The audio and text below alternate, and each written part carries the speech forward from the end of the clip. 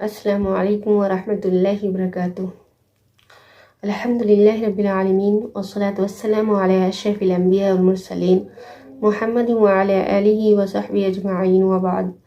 قال اللہ تعالی فی القرآن المجید والفرقان الحمید، اعوذ باللہ من الشیطان الرجیم، بسم اللہ الرحمن الرحیم۔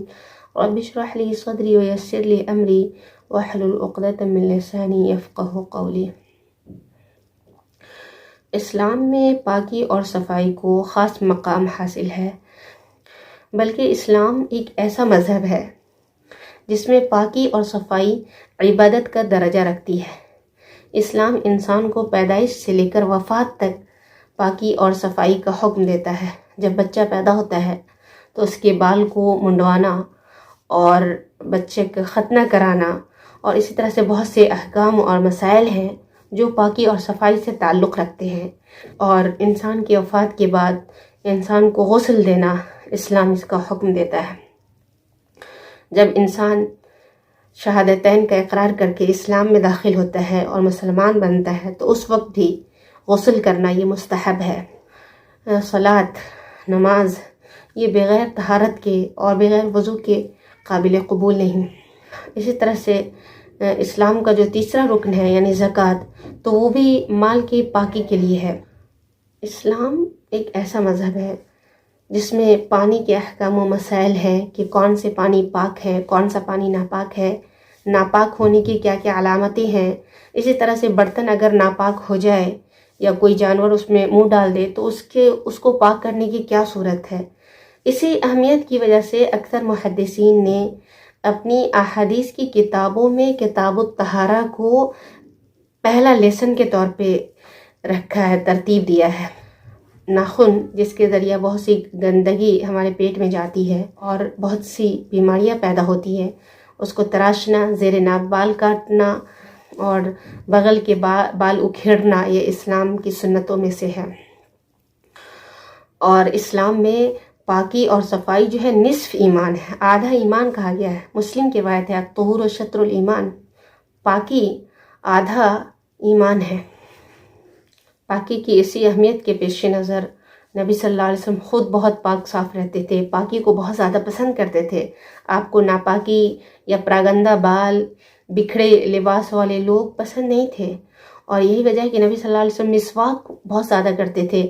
اور آپ کی یہ حدیث ہے لولا ان اشق علی امتی لامرتم بالسواک عند کل صلاۃ، کہ اگر میرے امت پہ یہ مشکل نہیں ہوتا، گرا نہیں ہوتا، تو میں ہر نماز کے لیے انہیں مسواک کرنے کا حکم دیتا۔ اسلام میں صلاۃ بہت زیادہ اہمیت رکھتی ہے، اور یہ اتنی اہمیت رکھتی ہے کہ یہ مومن اور کافر کے درمیان فرق کرنے والی چیز ہے، یہ ہر حالت میں فرض ہے، اس کے لیے بھی پاک ہونا یہ شرط ہے۔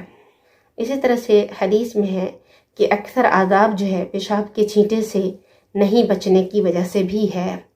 آپ صلی اللہ علیہ وسلم کا گزر ایک بار ایک قبرستان سے ہوا، تو اس میں ایک قبر میں جو عذاب دی جا رہی تھی تو وہ آدمی پیشاب کے چھینٹے سے نہیں بچتا تھا، اور نبی صلی اللہ علیہ وسلم کا فرمان ہے کہ لعنت کی 3 جگہوں سے بچو: پانی پینے کی جگہ، راستہ، اور سایہ میں پاخانہ کرنے سے۔ اسلام جس میں جو دوسری وحی نازل ہوئی تو اس میں ترغیب دیا گیا وَثِيَابَكَ فَطَهِّرْ وَالرُّجْزَ فَاهْجُرْ، کہ آپ اپنے کپڑے کو پاک رکھیے، اپنے لباس کو پاک رکھیے اور گندگی سے دور رہیے، خواہ اس گندگی کا تعلق بتوں کی عبادت سے ہو، خواہ نیت کو خالص کرنے سے ہو کہ اپنی نیت کو خالص اللہ تعالیٰ کے لیے یعنی عبادت کرے تو بھی خالص کرے، اس میں بھی گندگی کی ملاوٹ نہ ہو، اور اسی طرح سے دل کو پاک رکھیں حسد، کینہ، جلن، بغض سے۔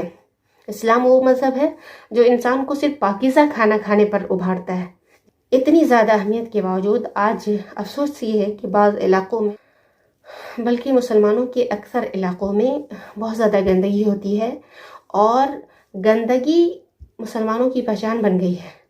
پاکی اور نظافت جو مسلمانوں کا شعار، مسلمانوں کی پہچان ہونی چاہیے، آج ناپاکی بن گئی ہے۔ بہت سے ڈرائیور اور بہت سارے کیب والے مسلمانوں کے محلے میں صرف اسی گندگی کی وجہ سے نہیں آنا چاہتے ہیں۔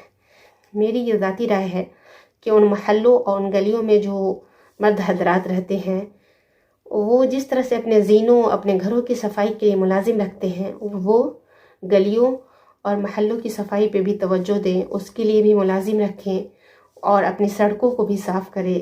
نبی صلی اللہ علیہ وسلم کی حدیث ہے اماطۃ الاذی عن الطریق صدقہ، کہ راستے سے تکلیف دہ چیزوں کو ہٹانا یہ صدقہ ہے۔ سبحانک اللہم وبحمدک اشہد ان لا الہ الا انت استغفرک واتوب الیک۔ السلام علیکم ورحمۃ اللہ وبرکاتہ۔